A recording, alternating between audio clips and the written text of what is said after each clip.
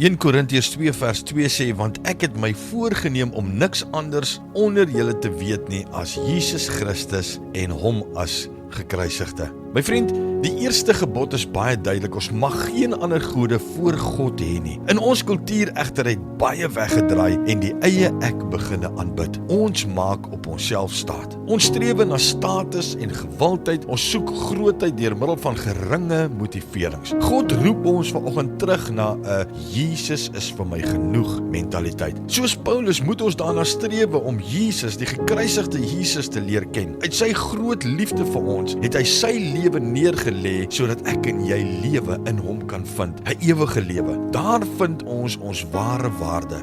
Wanneer sy wil ons prioriteit word en ons onsself ontken en ons kruis opneem en ons lewens neerlê vir hom en die evangelie. Dood aan die eie ek bring lewe aan ander.